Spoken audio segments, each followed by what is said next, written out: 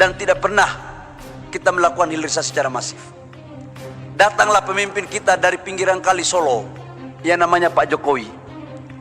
Badannya tidak segemuk Pak Karno, badannya tidak segemuk Pak SBY, tapi nyalinya minta ampun.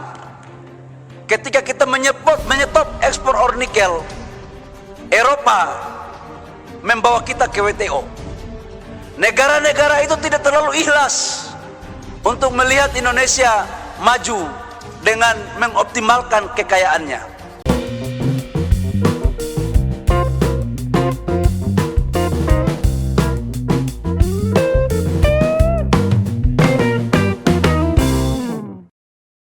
Assalamualaikum warahmatullahi wabarakatuh. Shalom, Om Swastiastu, Namo Buddhaya, salam kebajikan, salam sejahtera bagi kita semua.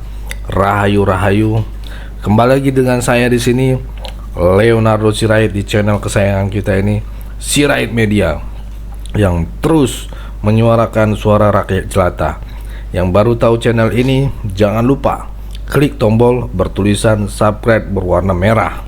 Klik loncengnya teman-teman, karena masih banyak nanti akan updatean informasi baru yang A1 kita berikan di channel ini.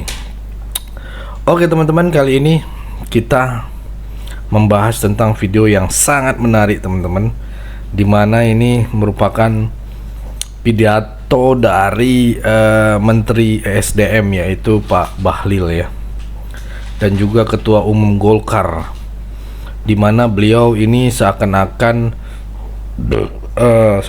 memberitahu kepada Mbah Amin Rais dan kawan-kawan kalau Anda jangan sekali-sekali berani menggertak Presiden Jokowi ya. Walaupun tubuh Presiden Jokowi kecil, tapi nyali Presiden tidak bisa ditantang nyalinya ya. Sangat luar biasa.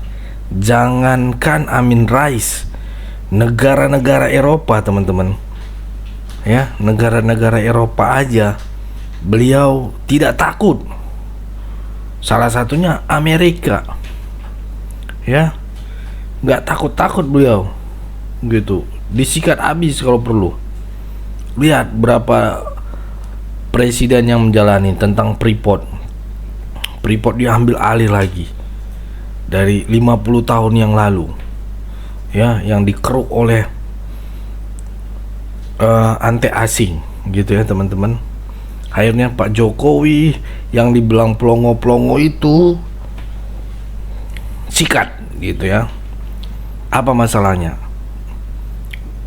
ya, langsung berubah. Setahun atau 2 tahun ya prosesnya teman-teman. Menurut saya sih 2 tahun, tapi kalau kalian tahu tentang Freeport diambil alih itu berapa tahun prosesnya teman-teman?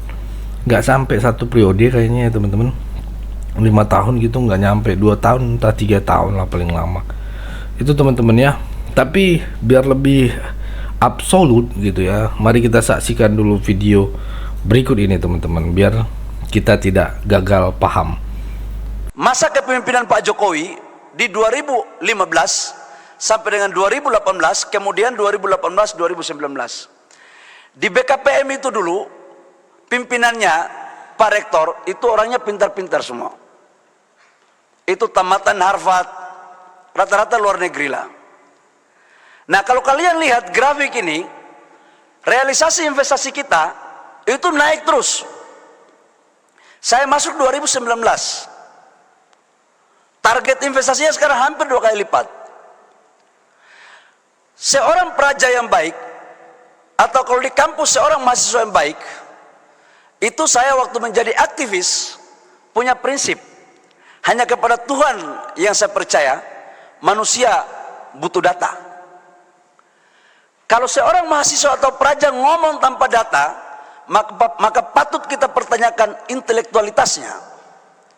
Dan ini adalah perbedaan antara 2018-2019 itu pimpinan BKPM-nya adalah tamatan Harvard, dan 2019 sampai 2023 pimpinan BKPM-nya adalah tamatan Papua.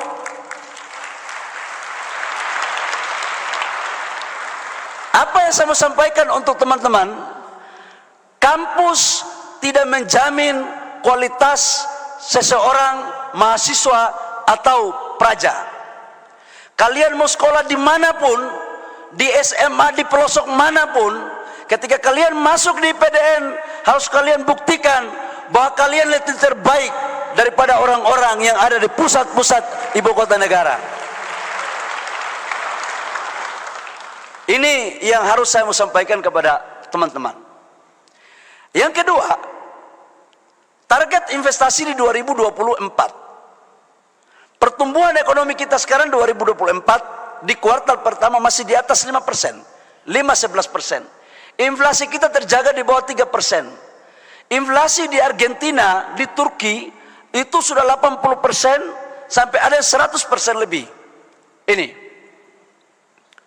Dan pertumbuhan ekonomi yang stabil dengan inflasi yang stabil disebabkan karena kepemimpinan yang kuat. Pak Presiden Jokowi bukan lahir di Jakarta, bukan anak orang kaya, bukan anak jenderal, bukan anak konglomerat. Betul. Tapi dia berhasil memimpin Indonesia keluar daripada krisis multidimensi seperti sekarang ini. Luar biasa. Saya tambahin ya, Pak Jokowi pernah digusur, pernah tinggal di hutan, dan juga pernah ditipu oleh orang ketika mau mulai bisnisnya, teman-teman. Jadi kita harus melihat inilah pertarungan pemimpin-pemimpin negara. Nah, ke depan praja-praja begitu pulang jadi camat, kan pasti terjadi pertandingan siapa camat terbaik di antara camat yang ada di kabupaten itu, atau siapa sekda terbaik. Minimalkan praja-praja ini minimal camat, sekda, insya Allah kepala dinas, yang penting kerja baik-baik aja udah pasti di tangan. Nah, pertumbuhan ekonomi kita itu ada 4 kontribusinya: konsumsi, investasi, spending pemerintah, ekspor impor. Nah, terkait dengan investasi, Bapak Ibu semua, adik-adik teman-teman semua, Bapak Presiden Jokowi memerintahkan kepada saya waktu itu, Mas Bahlil, membangun Indonesia tidak boleh membangun Jawa sentris, harus Indonesia sentris. Dan itu adalah cita-cita para founding father kita. Dan begitu Pak Presiden Jokowi di periode pertama membangun infrastruktur masif dari Aceh sampai Papua, maka tugas tahap berikut pada periode kedua adalah bagaimana membangun kawasan pertumbuhan ekonomi. Maka perintah beliau kepada saya adalah bagaimana cara kamu, silakan kamu berpikir, nggak ada teorinya, ini sama masuk ke tema karena transformasi, nggak ada teorinya, saya kasih kamu kewenangan, tapi harus pemerataan pertumbuhan ekonomi. Saya bilang sama Presiden, oke Pak, tapi Bapak jangan tanya cara, Bapak tahu hasil, cara serahkan ke saya. Maka apa yang saya lakukan dengan teman-teman di tim Kementerian Investasi, sejak Indonesia merdeka sampai dengan 2020 kuartal ketiga, investasi di Jawa itu lebih besar ketimbang di luar Pulau Jawa. Makanya pertumbuhan ekonomi kita 70% itu ada di Jawa. Sejak 2020 kuartal ketiga kita rubah itu polanya. Kita dorong investasi di luar Pulau Jawa lebih banyak supaya apa? Terciptanya pertumbuhan kawasan ekonomi baru. Dan alhamdulillah sejak 2020 kuartal ketiga sampai dengan 2024 kuartal pertama, investasi di luar Pulau Jawa sudah lebih besar ketimbang di Jawa. Ini ya kalau kita bicara tentang keadilan, kita bicara tentang keadilan, sila kelima. Dan ini gaya kepemimpinan, ini transformasi kepemimpinan, teman-teman semua. Nah, kemudian negara mana saja sih yang masuk ke Indonesia untuk investasinya? Selama ini kan selalu mereka bilang Cina, Cina, Cina, dan Cina terus. Kita bicara di WA Group paling banyak sekali hoaxnya. Teman-teman praja sebagai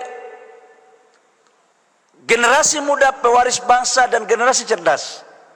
Saya ingin membagikan data ini kepada kalian. Investasi yang pertama masuk, yang paling besar itu adalah Singapura. Wow, Singapura ya? Tetapi jangan kalian terlena dengan Singapura. Karena ini bukan duitnya Singapura saja. Tapi ini sebagian besar adalah duit orang Indonesia yang ada di Singapura. Oh iya. Mereka menjadikan Singapura sebagai hub. Yang kedua adalah China, Hong Kong, Amerika, Korea, Jepang. Bahkan dalam sejarah kita, Eropa tidak pernah masuk 10 besar dalam urutan FDI kita. Sekarang sudah 2 negara yang masuk. Artinya apa yang saya mau sampaikan? Investasi di Indonesia sangat inklusif. Tidak memberikan prioritas kepada negara manapun. Semuanya boleh masuk. Yang penting sesuai aturan perundang-undangan yang ada di dalam negara kesatuan Republik Indonesia. Ini yang teman-teman harus lihat. Jadi nggak benar itu kalau dibilang bahwa investasi itu hanya dikuasai, dimonopoli oleh satu negara tertentu. Ini peta umumnya. Nah, bagaimana ke depan peran Praja? Saya, Pak Rektor, saya lapor, dalam sejarah BKPM itu nggak pernah alumni IPDN masuk di Kementerian Investasi, belum pernah ada. Tapi saya punya intuisi mengatakan bahwa PNS yang diajarkan sejak dini tentang etos pelayanan birokrasi yang baik itu adalah IPDN yang dulunya STPDN. Karena itu di zaman kami memimpin BKPM, kami membawa 3 putra lulusan IPDN untuk membantu kami di Kementerian Investasi. Dan sekarang yang mengurus berapa investasi masuk pada tahun 2024 nanti sebesar 1.650 triliun adalah alumni IPDN yang namanya Edi. Ah, ini Edi, angkat tangan. Ma, ini deputi dia sekarang, deputi. Jadi Praja itu nggak boleh lagi berpikir hanya mau jadi camat, sekda. Nggak bisa, sudah harus masuk pada sektor-sektor investasi. Karena diajarkan sejak dini. Ini. Jadi kalau besok tahun ini, tahun 2024, target investasi 1.650 triliun tidak tercapai, berarti kampus ini yang salah. Karena ini alumni kampus IPDN. Tapi saya punya keyakinan, insya Allah akan tercapai karena alumni PDN memang paten punya, kira-kira begitu.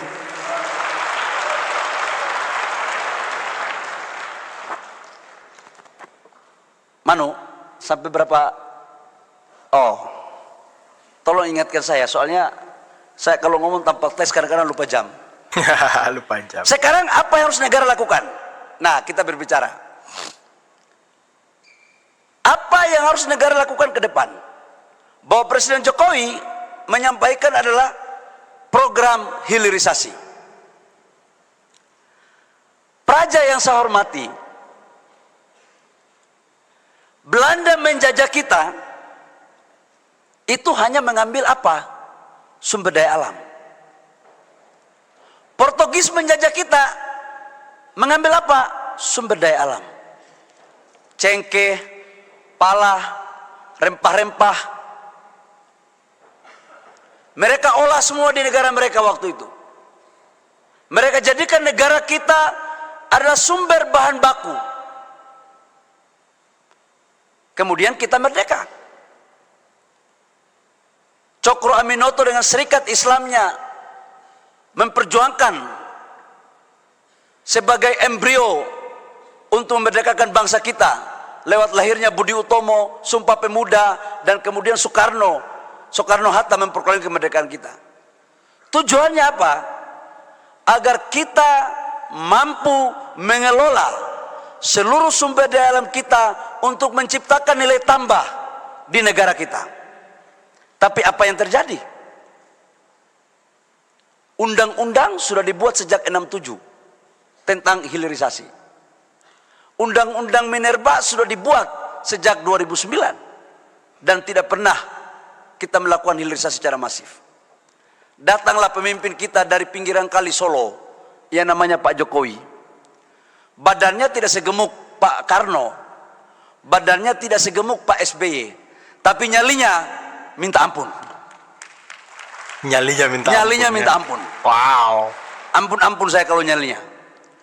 Apa yang saya mau sampaikan kepada teman-teman? Hilirisasi adalah sebuah jalan untuk menuju Indonesia emas.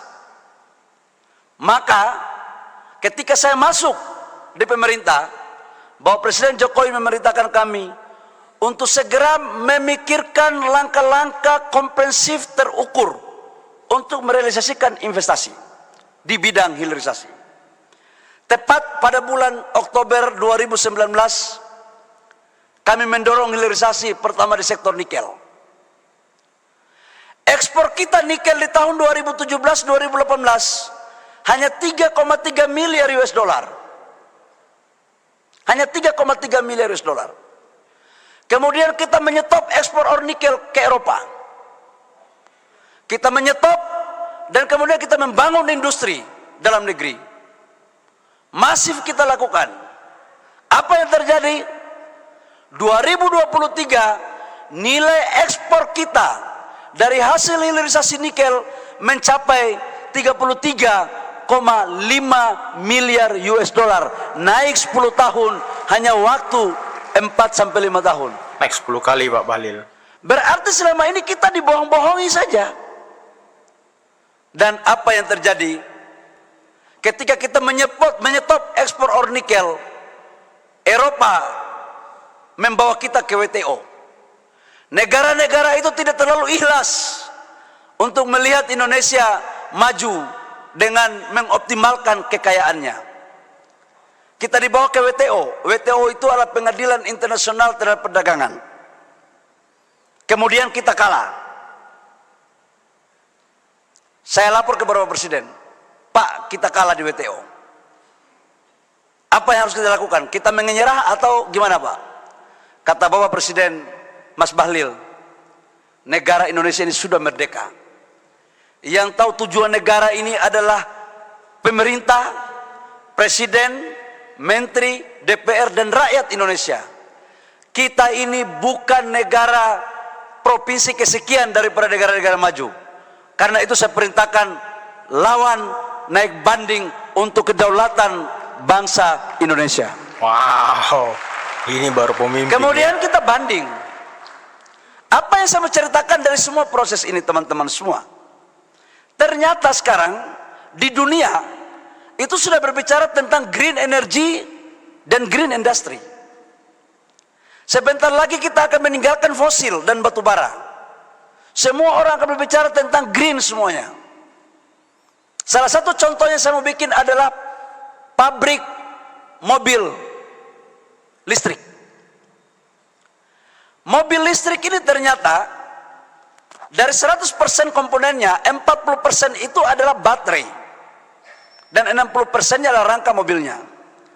Dan baterai mobil ini bahan bakunya itu ada 4: nikel, kobalt, mangan, dan litium.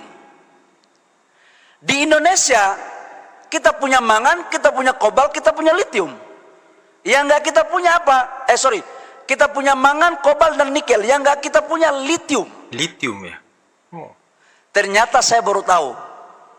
Inilah kenapa Eropa membawa kita ke WTO. Mereka tidak ingin Indonesia menjadi negara produsen pabrik baterai di dunia. Iya juga. Dan ya. begitu saya tahu, saya lawan itu dengan Pak Menko, dengan semua kementerian. Kita bersama-sama bekerja sama. Dan apa yang terjadi? Sekarang investasi yang masuk untuk hilirisasi ekosistem baterai mobil dari Korea LG itu investasinya kurang lebih sekitar 160 triliun.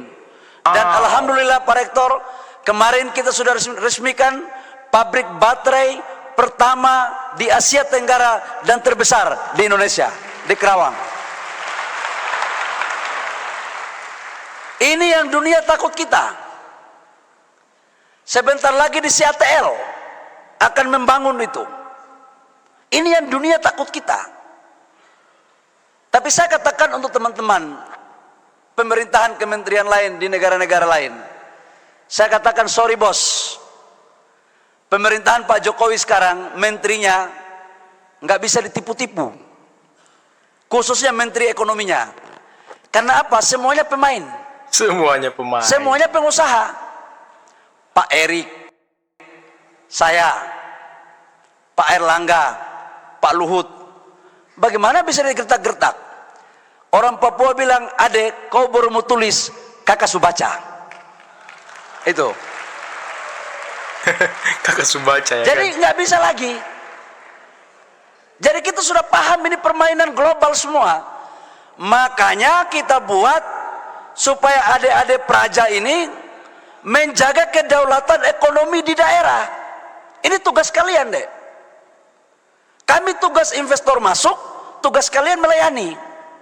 Dan inilah penciptaan nilai tambah terjadi di sana. Kalau penciptaan nilai tambah terjadi di sana, daerah maju. Saya ambil contoh. Morowali. Mana Sulawesi Tengah, angkat tangan. Ada praja dari Sulawesi Tengah? Sulawesi Tengah, ada. Oke, mungkin di pojok-pojok sana. Biasa kalau kita dari orang daerah itu agak mau angkat tangan begini-begini. Saya mau sampaikan kepada kalian, Morowali, Maluku Utara, Prof, itu pertumbuhan ekonominya di atas pertumbuhan ekonomi nasional. 20% ke atas. Karena apa? Terjadinya hilirisasi, industrialisasi di wilayah Sulawesi Tengah dan Maluku Utara. Penciptaan lapangan pekerjaan besar sekali di sana. Dan ini tugas teman-teman untuk melakukan. Nah, yang kedua, menyangkut Freeport. Mana Papua? Coba angkat tangan Papua. Kau dengar ini supaya pulang ke Stodol bye-bye. Freeport. Prof, dulu waktu Prof masih Sekjen Mendagri, pasti Prof selalu berpikir dan kita dibawa dalam curiga.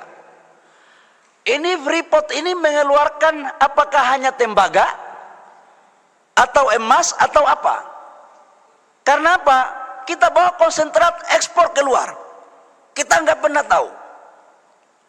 2018 Freeport itu sekarang sudah sahamnya 51% milik pemerintah Indonesia. 10% untuk Pemda Papua, 41% pusat lewat BUMN. Tetapi kan kita tidak pernah tahu berapa emas yang dibawa, berapa turunannya. Maka sejak 2018 kontrak, 2021 kami paksakan segera bangun smelter. Dan sekarang smelternya 3 miliar US dollar, bangun di Gresik. Dan alhamdulillah tahun ini akan diresmikan oleh Pak Jokowi. Smelternya selesai, terbesar sengel di dunia. Wow, Single line. Terbesar di dunia. Jadi kita pingin dia menghasilkan apa? 600.000 katoda tembaga, 600.000 ton. Emasnya 60 ton dari 3 juta konsentrat.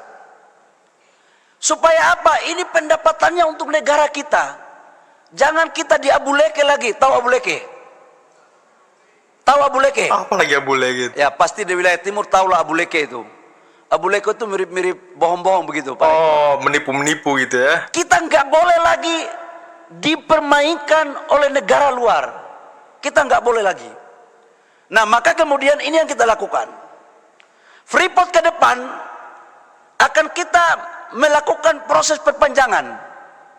Karena 2041 selesai, kalau tidak siapa yang mengelolanya?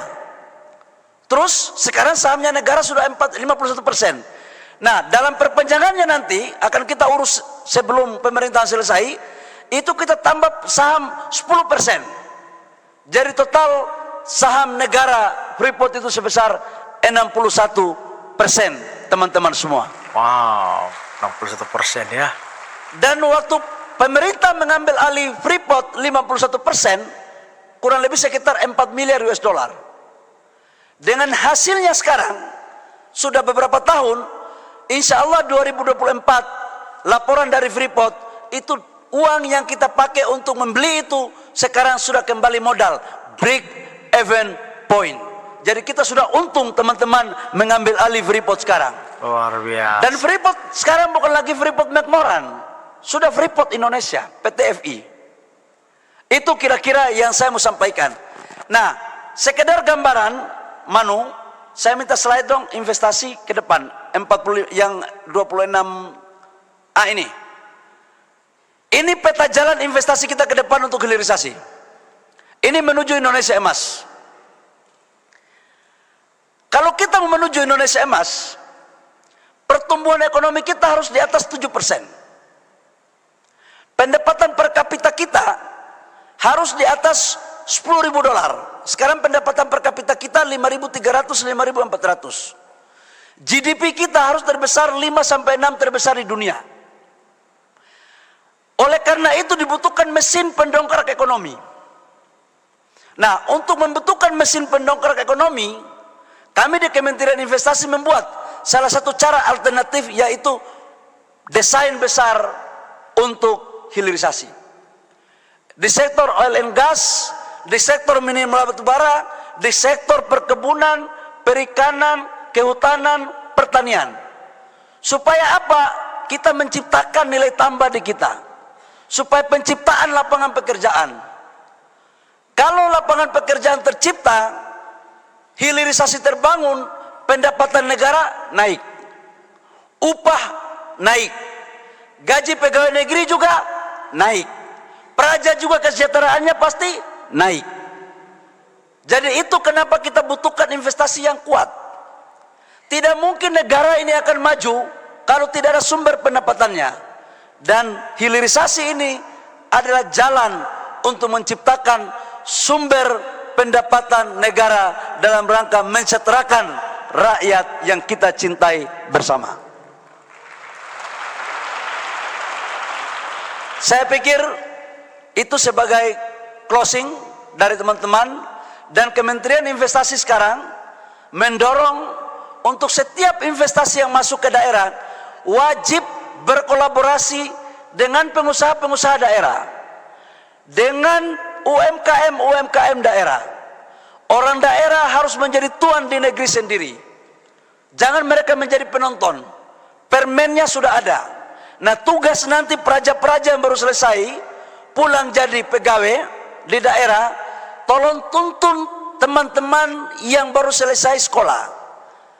Jangan semuanya mau jadi karyawan, jadi pengusaha. Ajarin mereka, kalau kalian jadi lurah, jadi camat, panggil apa namanya? Kalau kecamatan itu apa namanya, Pak? Forkopimcam ya? Iya, Forkopimcam, pimpinan kecamatan. Ya, Forkopimcam. Panggil anak-anak di daerah, di kecamatan itu, rangsang mereka untuk jadi pengusaha, supaya mereka bisa membangun daerahnya dan ekonominya bisa dikuasai oleh teman-teman sendiri. Terima kasih atas kesempatannya. Saya senang untuk bisa berdiskusi dengan teman-teman praja. Itu tadi ya teman-teman videonya yang sangat-sangat luar biasa, pidato dari Pak Bahlil ini, sekaligus menjabat menjadi ketua Golkar ya, pohon beringin ya teman-teman ya, Menteri ESDM, dan juga ketua umum Golkar di IPDN ya. Beberapa waktu yang lalu teman-teman ya, dia memberikan arahan dan sangat banyak yang dibuka oleh Pak Bahlil, dimana tentang hilirisasi adalah kunci untuk memajukan bangsa. Saya juga akhirnya belajar, oh hilirisasi begini gitu ya. Ya harus ada keterbukaan dan transparan gitu ya. yang harus kita pahami teman-teman. Jadi apa itu hilirisasi? Ya harus kita observasi juga teman-teman ya. Saya akhirnya cari tahu, oh ternyata ini, oh hasilnya ini gitu ya. Jadi kalau semuanya berjalan dengan lancar di dalam negeri ya, tanpa gangguan orang anti asing gitu ya, ini akan mencapai akan kita nikmati kuncinya gitu ya untuk menyongsong Indonesia Emas 2045 sangat cepat teman-teman, dan kita akan makmur ya. Dan di mana perjuangan Pak Jokowi juga terus kita lihat mengatakan mendorong hilirisasi ya. Pak Jokowi selalu mengatakan hilirisasi. Walaupun banyak sekali tekanan ya, saya tahu banyak sekali rongrongan gitu dari negara-negara Eropa, negara-negara Barat gitu ya teman-teman ya.